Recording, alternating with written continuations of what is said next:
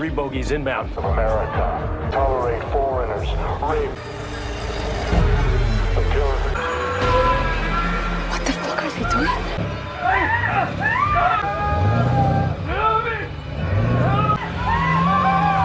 Hello, what's up everybody? Semoga kalian dalam keadaan sehat dan tetap santuy. Film kali ini bergenre action, dystopia, gore, mungkin sedikit ke arah horor dan thriller ala Amerika Meksiko. Film ini disutradarai oleh Everardo Gout. Pemeran dari film ini adalah Ana de la Reguera, Tenoch Huerta yang menjadi peran Namor di Black Panther 2, Josh Lucas, Levon Rambin, Cassidy Freeman,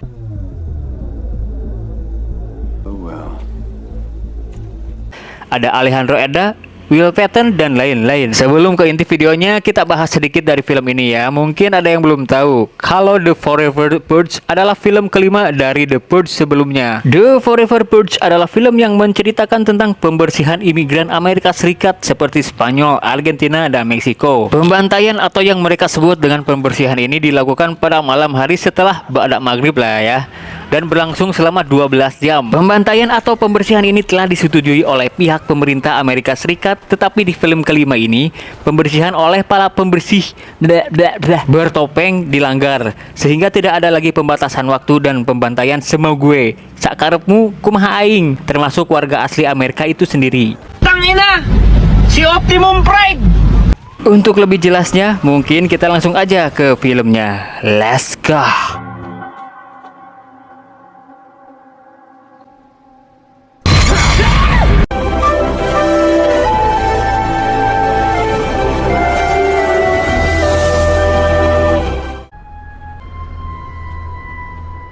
Di sebuah padang tandus yang luas di daerah Meksiko, kayak baca puisi anjir. Ada sepasang suami istri yaitu Adela dan Juan sedang menuju ke sebuah tempat berupa bangunan rumah kecil di tengah padang tandus dan bertemu dengan beberapa pria penjaga. Ternyata rumah itu membawa mereka dan warga lainnya ke sebuah lorong bawah tanah yang sangat gelap. Dengan dipandu oleh seorang bocil yang sudah hatam dengan jalur itu, membawa mereka ke area luar perbatasan Amerika Meksiko untuk mencari kehidupan di sana. Si bocil memberikan sebuah kartu yang bergambarkan bunga dan mewanti-wanti jika kalau ada apa-apa di sana, ia bisa mendatangi tempat yang bergambarkan bunga itu. Dan inilah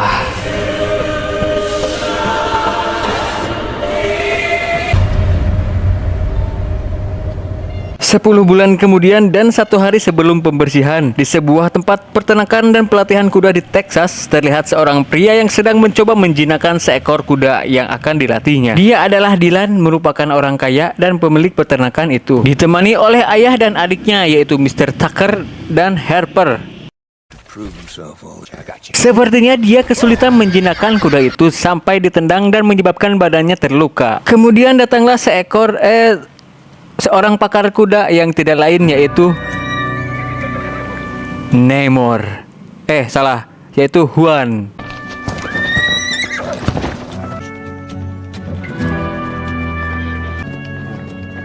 Dengan gaya ala cowboy Texas dan gaya khas Meksiko, dengan mudahnya Juan bisa menjinakkan seekor kuda itu dengan sedikit bisikan mantra yang biasa ia pakai saat menjinakkan seorang perempuan.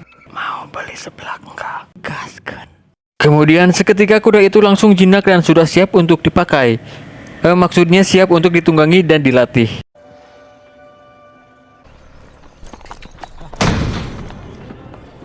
Di tempat lain, di sebuah penjagalan daging, Adela bekerja di sana sebagai eksekutif chef dan seorang manajer yang bernama Darius sedang mengecek dan memberikan pengarahan kepada karyawannya. Di rumah kontrakan Adela dan Juan, terlihat berita di televisi sedang menyiarkan tentang sistem pembersihan yang sudah terjadi cukup lama oleh sesepuh dari Meksiko, yaitu Siago Harjo. Dia menjelaskan bahwa sistem pembersihan itu bukan salah satu jalan terbaik untuk perdamaian di Amerika Serikat dan akan menjadi awal kekacauan yang akan terjadi di masa mendatang.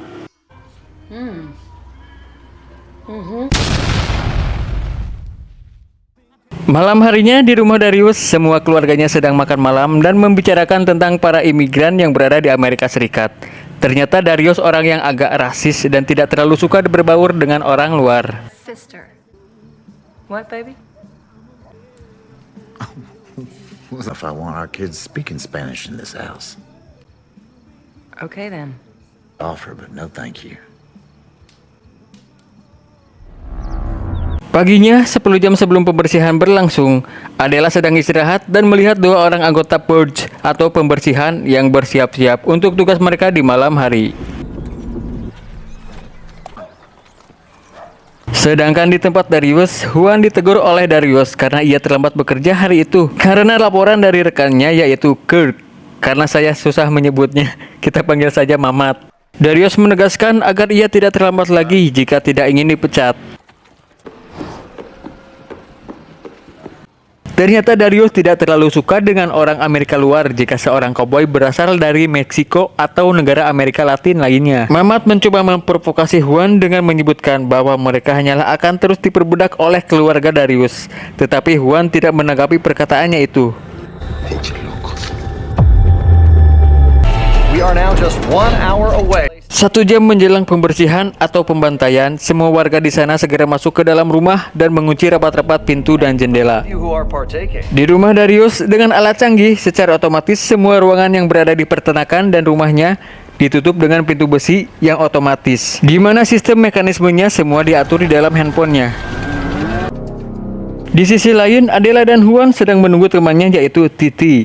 Karena aksennya terlalu canggung, kita sebut saja Burhan, untuk menjemput mereka ke tempat khusus perlindungan bagi imigran yang dijaga ketat oleh beberapa pasukan bersenjata.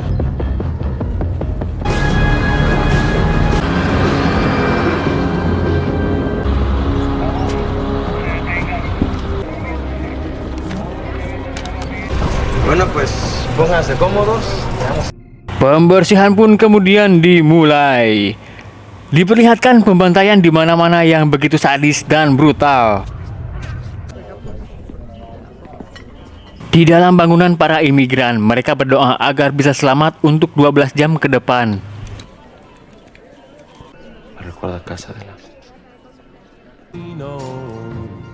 Sementara di rumah Dylan dan keluarga, ia sangat khawatir pada malam itu, merasa tidak enak hati sesekali mengecek CCTV di handphonenya. Ketika ia lengah, ia dikagetkan dengan suara yang berasal dari gudang.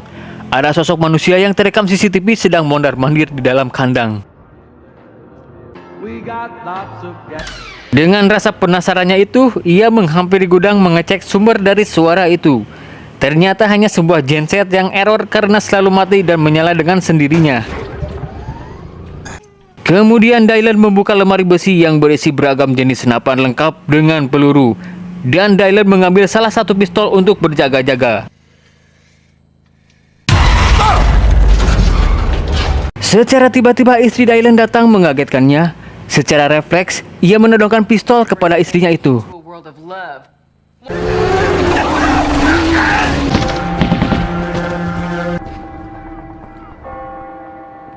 Kembali ke kamp para imigran, Adela naik ke rooftop bangunan untuk segera mencari angin segar dan melihat keadaan di sekitar. Terlihat beberapa kelompok yang sedang membantai dan mati secara mengenaskan. Tidak lama kemudian datang mobil patroli dari kelompok pembersihan atau yang kita sebut saja kelompok barbar yang membawa beberapa korban di dalamnya, entah orang-orang itu berasal dari orang Amerika atau imigran. What the fuck are they doing?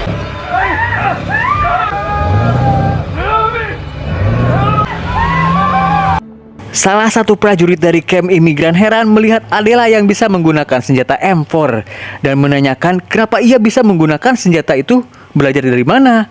Adela tidak menjawab dan langsung pergi dari sana. Akhirnya pagi pun tiba. Selesailah acara bunuh-membunuh dan tembak-menembak. Diperlihatkan Darius dan adiknya Harper sedang bersiap untuk bekerja. Begitu juga dengan Juan dan Burhan yang akan pergi ke peternakan Dylan untuk kembali bekerja. Selagi mereka berangkat, mereka melihat mayat yang bergeletakan di jalan dan di depan rumah-rumah warga, mati secara mengenaskan dan mengerikan.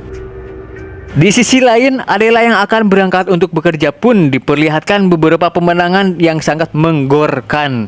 Darah dan mayat tergeletak di mana-mana. Selagi Dylan mengecek keadaan kandangnya, Dia merasakan hal aneh yang tidak seperti biasanya, keadaan yang sangat sunyi dan dingin. Setelah itu seekor kuda yang keluar dari kandang terlihat sangat aneh, karena seperti pintu kandang yang sudah dibuka oleh seseorang. Dan tiba-tiba muncullah beberapa manusia bertopeng yang menodongkan senjata. Ternyata mereka adalah gerombolan dari anggota barbar. Kemudian semua keluarga Dylan disekap di area belakang peternakan. Dan saat salah satu anggota barbar itu membuka topeng, tak dinangka tak didagu, ternyata itu adalah si Mamat, karyawan Dylan itu sendiri. Mamat menjelaskan jika pembersihan atau pembantaian ini tidak akan berakhir dan menghabisi semua orang kaya yang menindas. Pada intinya, para perkumpulan pembersih atau kelompok barbar ini menghilangkan aturan pemerintah tentang pembersihan atau pembantaian yang dilakukan selama 12 jam dan hanya boleh memakai senjata sampai senjata kelas 4 saja. Yang tidak lain adalah tidak boleh memakai senjata TNI atau polisi. Kebencian Mamat kepada keluarga Dylan semakin menjadi-jadi ketika ayah Dylan mencoba untuk menyadarkan Mamat, tetapi Mamat bersikeras dan menembak kepala sang ayah. Di sisi lain, Juan dan Burhan mengetahui kalau mereka sedang dalam bahaya karena mendengar suara tembakan dari belakang rumah Dylan. Bergegas ke garasi, mengambil senapan dan bersiap untuk ngeras.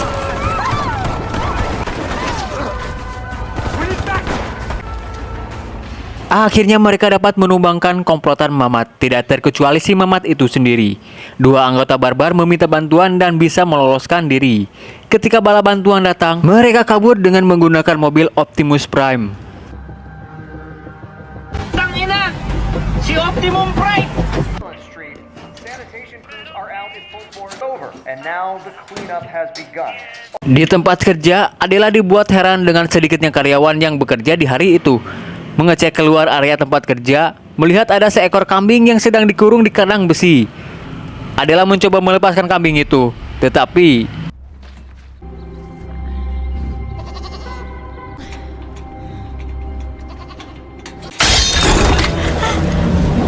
itu adalah sebuah perangkap yang sengaja dibuat oleh komplotan barbar bertopeng.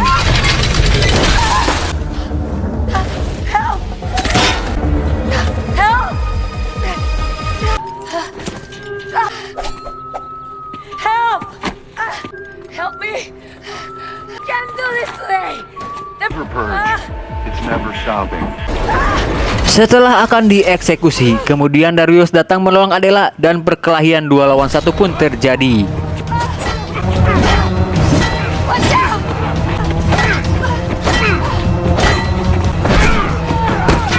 You're gonna fucking die. Ketika Darius berhasil melumpuhkan kedua bandit bertopeng, dengan cepat ia menyelamatkan Adela dari jebakan besi. Tetapi bandit itu masih hidup, berhasil memukul Darius dan perkelahian ronde kedua pun dimulai.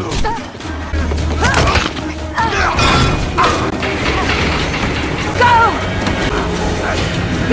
Darius! Akhirnya mereka berhasil membunuh kedua bandit bertopeng itu. Tetapi datang polisi Texas yang kita kenal, yaitu Sheriff. Menyangka mereka telah sengaja membunuh kedua bandit itu, menangkap dan mengikat mereka dan membawanya ke mobil khusus napi yang mereka bawa. Seorang karyawati keluar dari dapur, mengecek ada keributan apa di luar sana. Karena tidak ingin ikut dibawa ke dalam mobil, si karyawati itu buru-buru kembali ke dalam dapur. Ternyata ia berniat menghubungi Juan dan memberitahukan kalau Adela dibawa oleh Sheriff karena dicurigai membunuh. Rosa? ¿Qué pasó? Cuídate, Rosa. Gracias. ¿Por qué chingados?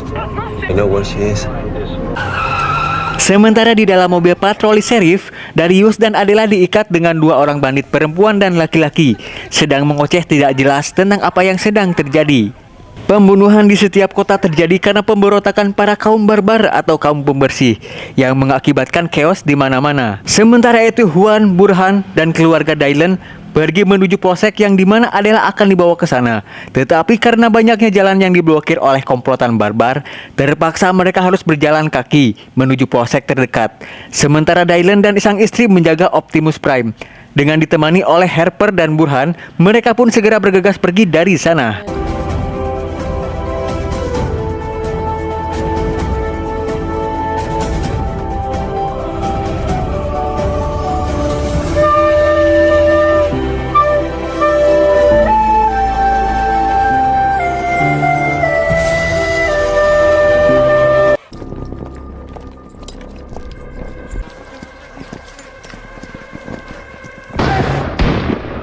Di jalan raya, ketika mobil sheriff akan tiba di polsek terdekat, tiba-tiba mereka dihadang oleh komplotan barbar dan menembak mobil sheriff dengan RPG sampai terguling dan menewaskan kedua sheriff itu.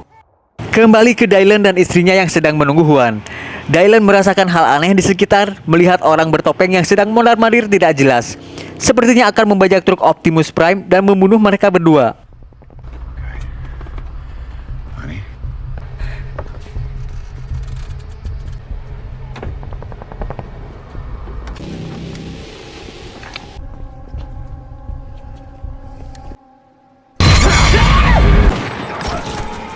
Tetapi dengan kelihayannya, Dylan dengan mudah bisa membunuh para bandit bertopeng itu.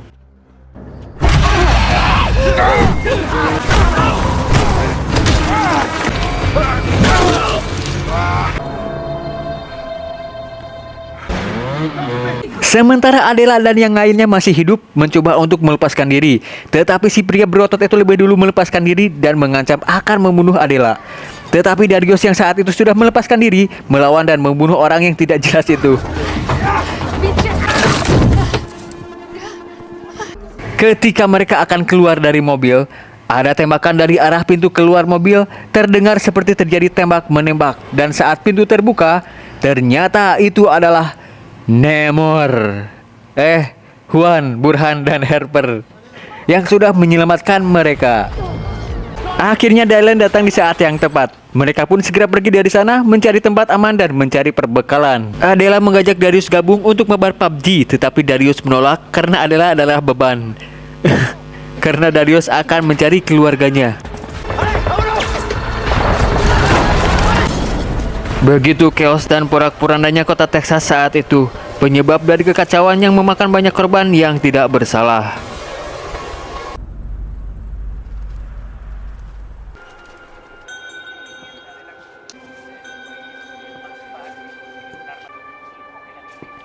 Sesampainya di tempat aman, sekalian mengisi pertalit dan mencari persediaan makanan. Istri Dylan yang saat itu sedang hamil, curhat kepada Adela karena ia tidak mau melahirkan di saat kondisi dunia sedang kacau balau.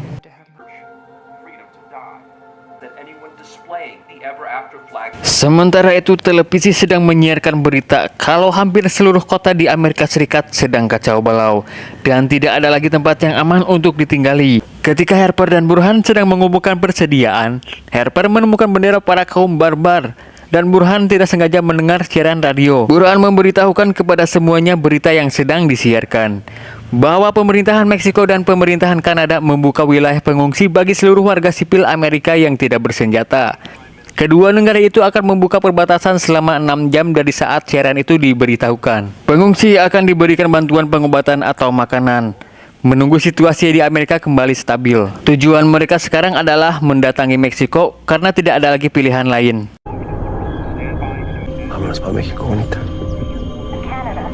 Malamnya mereka pun segera berangkat menuju Meksiko. Di saat semua sedang tertidur, Juan menanyakan hal tentang ketidaksukaan Dylan kepada warga Amerika luar dan juga kepada dirinya. Dylan pun kemudian jujur kepada Juan tentang kepercayaannya bahwa orang yang berkulit putih tidak lebih baik atau tidak lebih buruk dari yang lain. Ini menyangkut tentang sesama budaya yang mereka tidak pahami satu sama lain. God's on it. You might be right.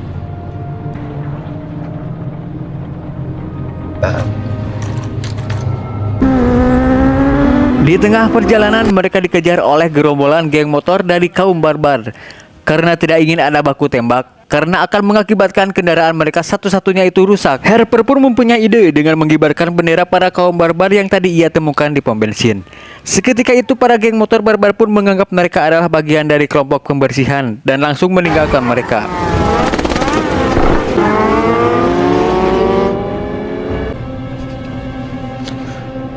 Sesampainya di sebuah kota El Paso, Texas, dan 3 jam menjelang penutupan perbatasan, kota itu sedang terjadi peperangan antara militer dan kaum barbar.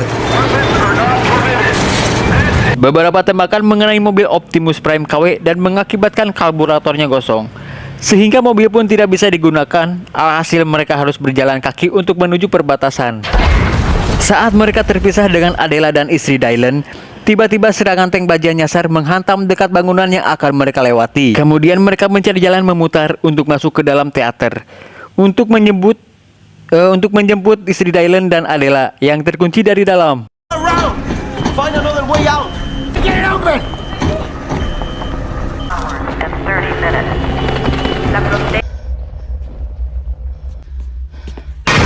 Di dalam teater, mereka dikagetkan dengan serangan tiba-tiba dari para kaum barbar. Tapi dengan kemampuannya, Adela bisa mengalahkan mereka.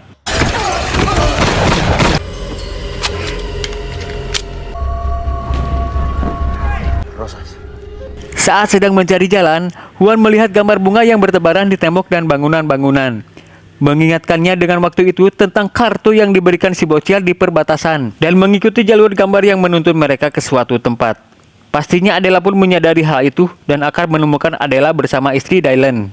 Di saat mereka sedang menuju ke suatu gang, kemudian datanglah pemimpin dari kaum barbar, di mana si pemimpin dari kaum barbar itu dipanggil dengan sebutan ayah, dan istrinya yang dipanggil dengan sebutan ibu. Menghadang mereka dengan mengancam akan membunuh tanpa ampun jika tidak melepaskan senjata yang mereka bawa. Karena kalah jumlah, Dylan, Juan, Burhan, dan Harper pun meletakkan senjata mereka. Tidak puas sampai di situ, si ayah menyuruh Dylan dan Harper untuk membunuh Juan dan Burhan. Karena tidak menurut perintah si ayah, kemudian si ibu menembak Burhan tepat di area perut yang membuat Burhan seketika itu mati.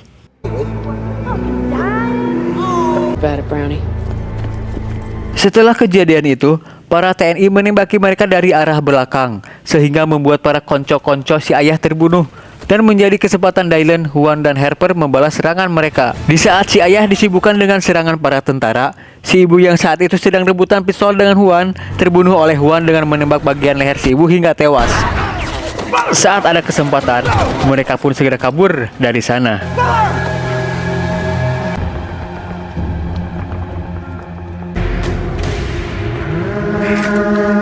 Si ayah yang murka saat itu karena istrinya dibunuh oleh Juan mengumpulkan semua patriot para kaum barbar untuk mencari dan membunuh Juan beserta kelompoknya. Di sisi lain, Adela dan istri Dylan sampai ke tempat di mana logo bunga itu menunjukkan tempat rahasia.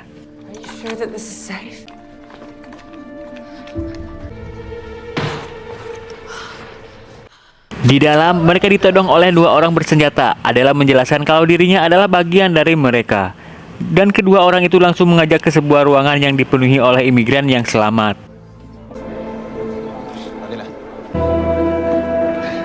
Akhirnya kedua keluarga itu bertemu satu sama lain dan langsung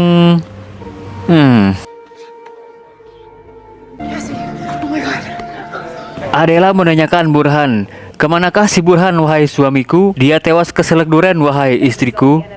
Di berita disiarkan kalau perbatasan Meksiko dan Kanada telah ditutup karena semakin mengganasnya peristiwa itu dan membuat pasukan perbatasan ditarik mundur.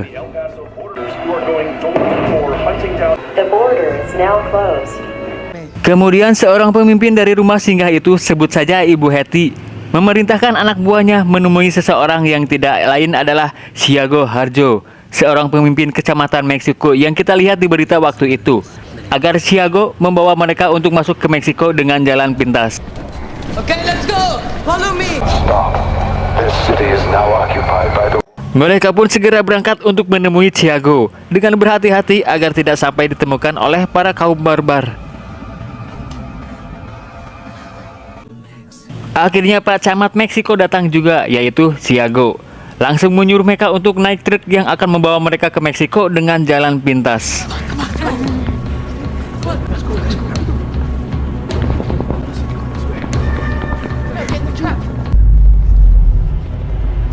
Di sisi lain, di tempat pemimpin pemberontak kaum barbar yaitu si ayah sedang meratapi kematian si ibu. Kemudian salah satu anggotanya memberi laporan bahwa mereka mengetahui keberadaan orang-orang yang akan menuju Meksiko melalui jalan pintas. Dan si ayah pun memerintahkan agar mengikuti jejak mereka. Di dalam truk, Pak Camat menceritakan bahwa sebelum dibangunnya tembok perbatasan, mereka bisa melewati perbatasan dengan legal. Karena setelah tembok itu dibangun, mereka tidak bisa lagi melewati perbatasan semaunya. Hanya ada satu akses yang bisa mereka lewati sekarang, karena tidak bisa dibangunnya tembok perbatasan di daerah itu, tetapi sangat beresiko.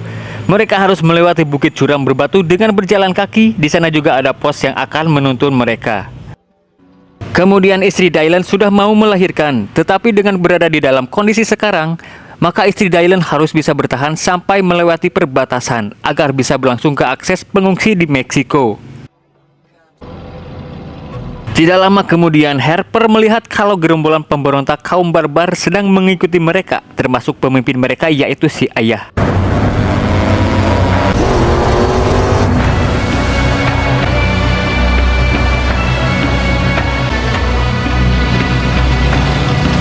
Akhirnya mereka pun sampai di pos bukit perbatasan. Harper dan istri Dylan menuju perbatasan bersama Bu Hetty dan yang lainnya.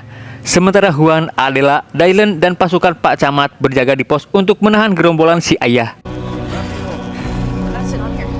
On ammo. You guys got ammo? Yeah, a few guys. We'll help you. But it's not your fight. Fight for 500 years.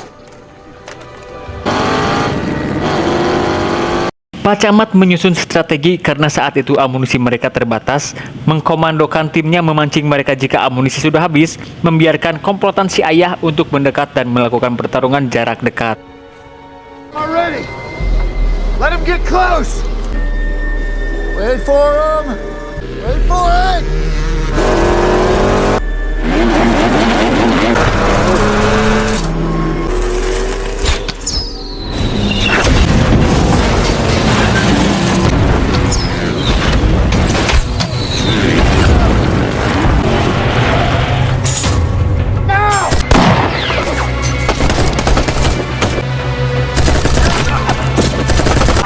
Pertarungan tembak-menembak pun terjadi. Dengan senjata dan amunisi seadanya, mereka mampu bertahan dan bisa memancing komplotan si ayah untuk mendekat.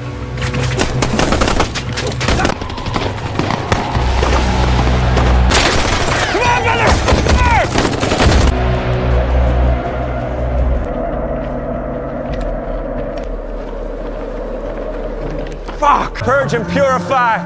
Ever after. Mexican son of a bitch for me. Selagi mereka teralihkan dengan tidak adanya pergerakan, sementara itu Pak Lurah dan kawan-kawan bergegas pergi ke atas bukit dan masuk ke dalam rumah gubuk untuk memancing komplotan si ayah.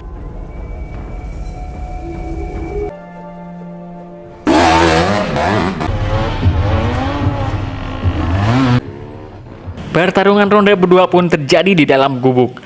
Adela sempat pingsan karena ditabrak oleh anak buah si ayah, dan pada saat Juan juga akan ditabrak, Dylan segera menghajar anak buah si ayah sampai terjatuh. Adela, levántate. Sementara itu Pak Lurah dan ajudannya berhasil membunuh anak buah si ayah dengan menyamar dan memakai fosil tengkorak yang ada di dinding.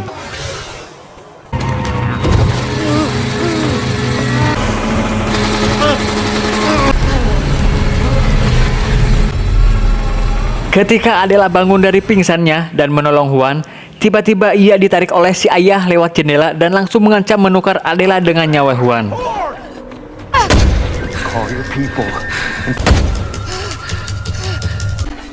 Tetapi di atas bukit tanpa disadari oleh si ayah, Juan dan Dylan mengikat leher si ayah dengan tali yang mereka bawa, sehingga bisa merobohkannya, dan Juan langsung memfataliti si ayah dengan menembak pistol ke kepalanya sehingga si ayah tewas seketika.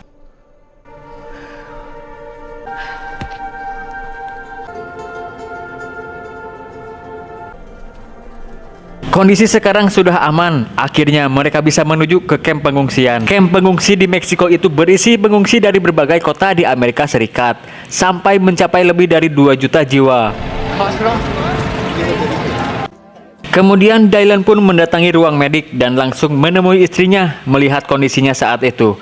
Ternyata sang bayi sudah lahir dengan selamat dan berkelamin perempuan.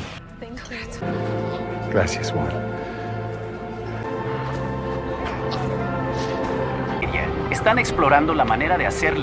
Film pun ditutup dengan diberitakan, sekarang di setiap kota di Amerika Serikat terjadi perlawanan bagi para kaum barbar dari semua masyarakat seluruh Amerika dan imigran, bersatu dengan pemerintahan membinasakan para pembersih selamanya.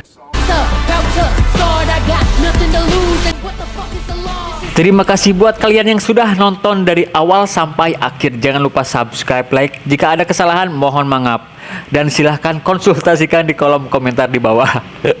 Saya undur pamit, sampai jumpa di video selanjutnya. Assalamualaikum warahmatullahi wabarakatuh.